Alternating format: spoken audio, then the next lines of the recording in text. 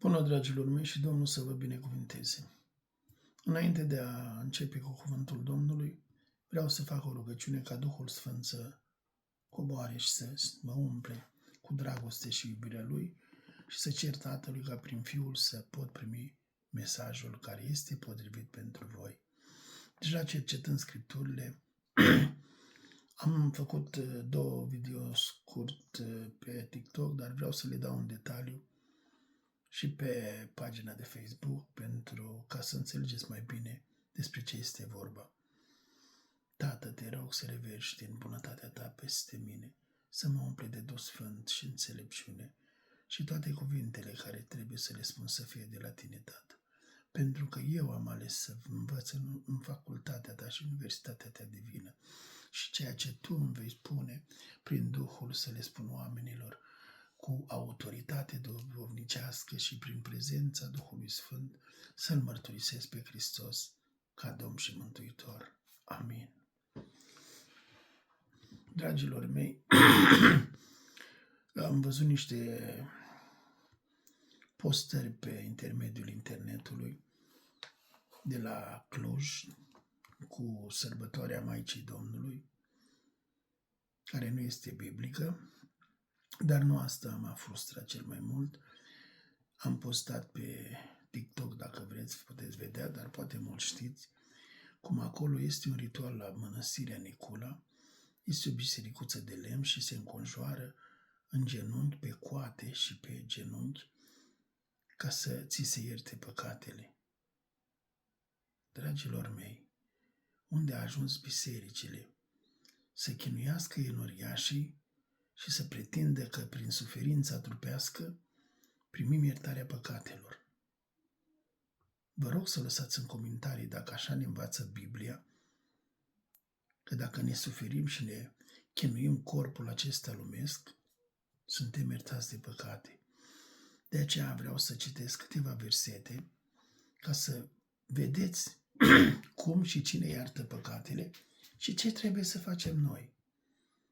Să ia aminte cei mai mari din bisericile tradiționale și să spună adevărul oamenilor și să nu mai profite de naivitatea lor.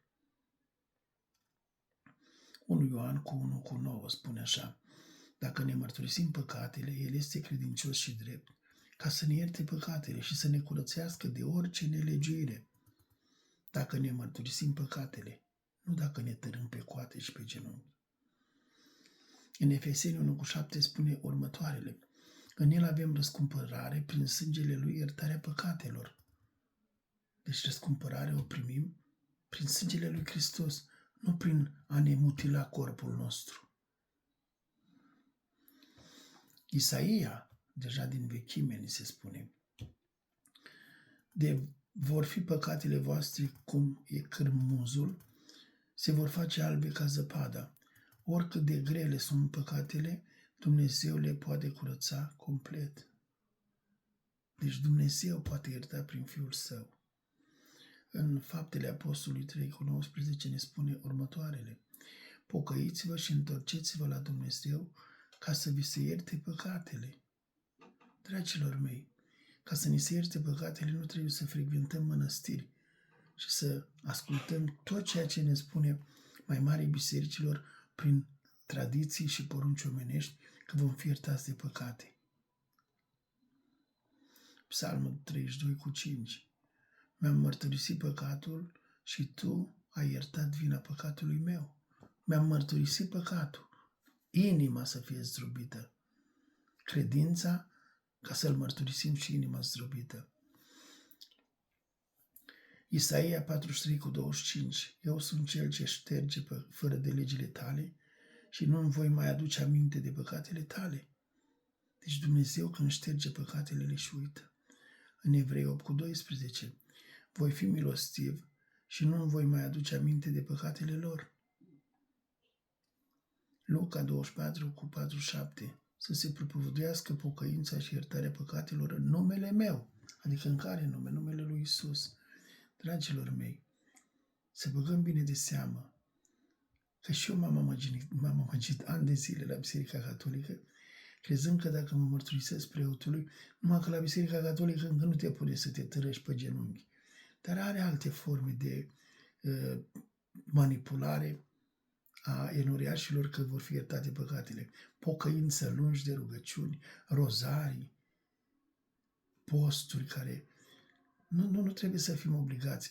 Ca să-ți ierte păcatele, nu se trebuie făcută dintr-o poruncă omenească.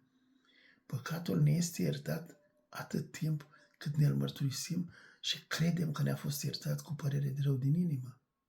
Nu trebuie să ne dăm palme, să ne trăim pe coate, pe genunchi, să ne mutilăm. Nu. Că a fost unul care s-a urcat pe cruce și a suferit pentru toate păcatele noastre. Băgați bine de seama, dragilor mei. E trist, e dureros când vezi așa ceva. Vreau să vă citesc și despre Fecioara Maria, pentru că țineți sărbători care nu aduc plăcere lui Dumnezeu, conform Scripturilor. Uitați ce ne spune Scriptura despre Fecioara Maria. Mulți spun că pocăiții nu respectă pe Fecioara Maria. Noi o respectăm, dar nu-i aducem venerație, nu ne rugăm la ea, pentru că nu este. Noi atâta știm din Biblie și atâta ar trebui să știe fiecare religie că este unul singur între mijlocitor, între oameni și Dumnezeu, Fiul omului Iisus Hristos. Singurul mijlocitor, altcineva nu este. Maria a fost binecuvântată între femei, Biblia o numește fericită, Maria este un exemplu de credință, de ascultare, Maria este mama lui Iisus ca om, nu ca Dumnezeu. Maria nu este prezentă în Biblie ca mijlocitoare a păcătoșilor, ca mijlocitoare între Dumnezeu. Nu este. În Biblie nu găsim niciun verset unde ni se spune că trebuie să mijlocim prin rugăciuni la Maria, trebuie să înălțăm rugăciuni la Maria, că ea mijlocește între om și Dumnezeu. În 1 Timotei 2,5 spune următoarele: este un singur Dumnezeu și un singur mijlocitor între Dumnezeu și oameni, omul Iisus Hristos. Aici e decisiv, unul singur este mijlocitor, nu 2 sau 3. Când cineva a încercat să o pună pe Maria într-un rol special, Iisus a corectat imediat. Luca 11 cu 27 și 28. O femeie strigă: fericit este pântecele care te-a purtat. Iisus răspunde: fericiți sunt cei ce ascultă cuvântul lui Dumnezeu și îl păzesc. Deci nu i-a dat dreptate femeii aceea. Maria nu ne este prezentă ca având puteri spirituale asupra oamenilor. Nu vindecă, nu ascultă rugăciuni, nu mijlocește, nu este chemată în rugăciuni, nu este regina cerului. Biblia condamnă lucrurile acestea, dragilor mei. Este mama lui Iisus în trup, o femeie credincioasă, un exemplu de smerenie, un om mântuit prin har ca toți oamenii. Rugăciunile trebuie făcute doar lui Dumnezeu în numele lui Iisus. Deci doar Tatălui prin numele lui Iisus. Ioan 14, 13 cu 14. Orice veți cere în numele meu veți primi. Matei 9 cu 6 cu 9. Tatăl nostru care este în ceruri. Rugăciunea domnească. Concluzie simplă pentru toți credincioșii care trăiesc în ritualuri de religii, în tradiții și în tot felul de datini păgâne. Depărtați-vă și pocăiți-vă cât mai aveți vreme. Biblia o respectă pe Maria, nu doar o pune ca mijlocitoare. Biblia spune clar că Iisus este singurul mijlocitor. Rugăciunea trebuie făcută doar către Dumnezeu în numele lui Iisus, dragilor mei. Vă rog să nu vă amăgiți. Mai spun câteva cuvinte despre zilele de naștere. Zilele de naștere nu este în sine păcat. Nu ne spune în Biblie că este păcat ziua de naștere. Dar Iisus Hristos ne spune: când faceți mese festive, să nu-i chemați pe cei din familia voastră, pe cei apropiați, pe vecini, să chemați pe sărmani, pe oameni neputincioși, văduvă și pe orfani, care nu vă poate întoarce înapoi. Dar spuneți voi cum faceți mesele festive. Ieri a fost Fecioara Maria, ați sărbătorit-o și voi ați făcut mese festive și v-ați zis la mulți ani. Dați-mi un exemplu și scrieți în mesaje cine a făcut o masă festivă la ziua lui de aniversare și a chemat lume de pe stradă și niciunul din neamul lui. Vă rog să lăsați în comentarii. Acela dacă a făcut în numele lui Isus. Deci trebuie să înțelegem și sărbătorile lumești au rolul lor. Ni se spune nu iubiți lumea, nici lucrurile din lume, căci dragostea Tatălui nu este în voi.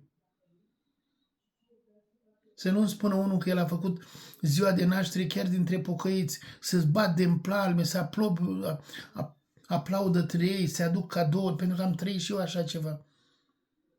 Câți dintre voi faceți zilele de naștere, să-ți reamintești că acum 25-35 de ani te-ai născut și spui astăzi vin toți oamenii necăjiți, toți săracii.